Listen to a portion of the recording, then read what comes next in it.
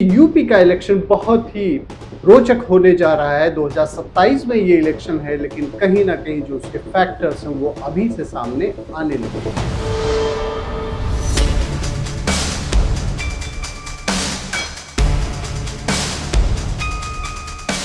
बिहार चुनाव में जिस तरीके से एनडीए ने बढ़त पाई है, उससे कई स्टेट्स में चिंता बढ़ गई है। खास करके उत्तर प्रदेश में अखिलेश यादव के लिए दिक्कतें और भी बढ़ती नजर आ रही हैं। कौन से वो फैक्टर होंगे जो अखिलेश यादव की मुश्किलें बढ़ा सकते हैं, और अखिलेश यादव क्यों बार बार कह रहे हैं कि एसआईआर का खेल जो बिहार में हुआ है वो उत्तर प्रदेश और तमिलनाडु पश्चिम बंगाल में नहीं हो पाएगा? क्या है इसके मायने, इस पर हम बात करेंगे। नमस्कार, मैं हूं राजीव, आप देख रहे हैं आपकी खबर राजनीति। तो चलिए राजनीति के इस टॉपिक पर बात कर लेते हैं कि जो बिहार में इलेक्शन हुआ है, वहां जो रिजल्ट आया है, एनडीए ने जबरदस्त क्लीन स्वीप किया है। 202 सीट्स उसको आई है, बीजेपी को 89 आई है और जेडीयू को 85 आई है।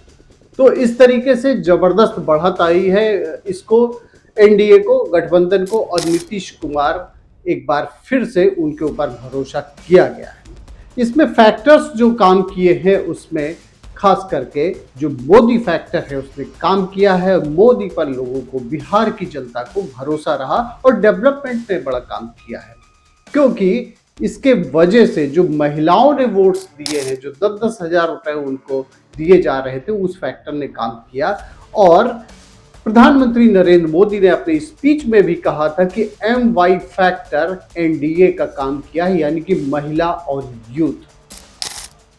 बिहार में कुछ दलों ने तुष्टीकरण वाला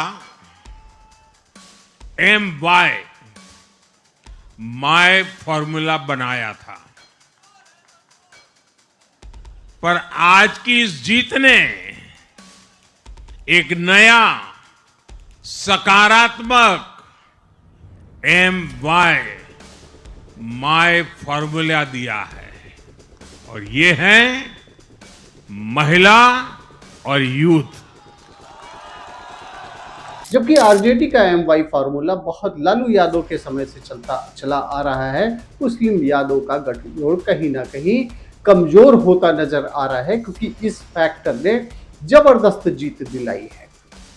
अब यही सेम फैक्टर जो वहां फैक्टर था आरजेडी का, वही फैक्टर यूपी में अखिलेश यादव के लिए, पीडीए के लिए काम कर रहा था। पीडीए को जो सक्सेस मिली थी लोकसभा चुनाव में, 37 सीट्स उनको मिले हुए थे। उस समय एक बात ध्यान करने वाली है कि उस समय बहुजन समाज पार्टी यानी कि बसपा बहुत ही कमजोर थी, एक तरीके से निष्क्रिय थी।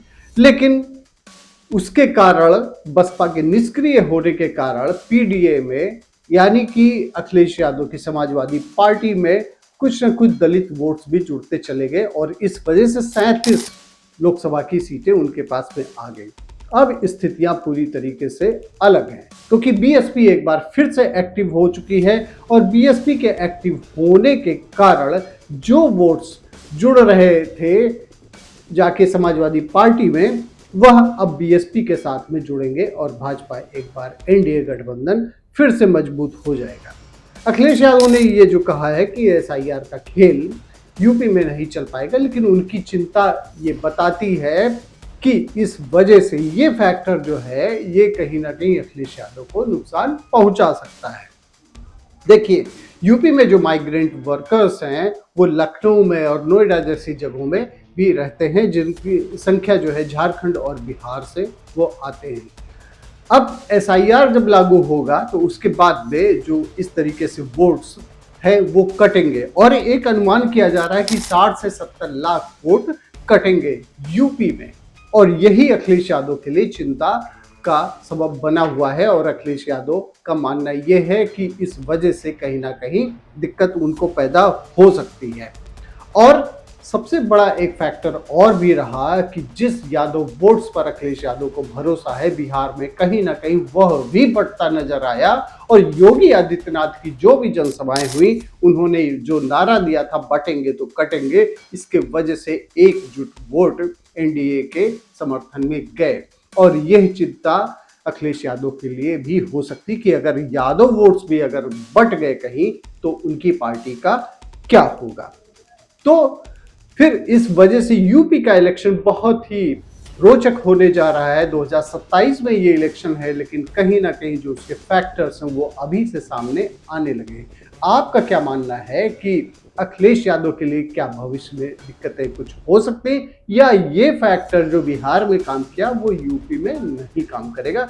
आपका जैसा भी मानना हो आप कमेंट सेक्शन में जरूर बताएं। थैंक यू फॉर वॉचिंग आपकी खबर राजनीति।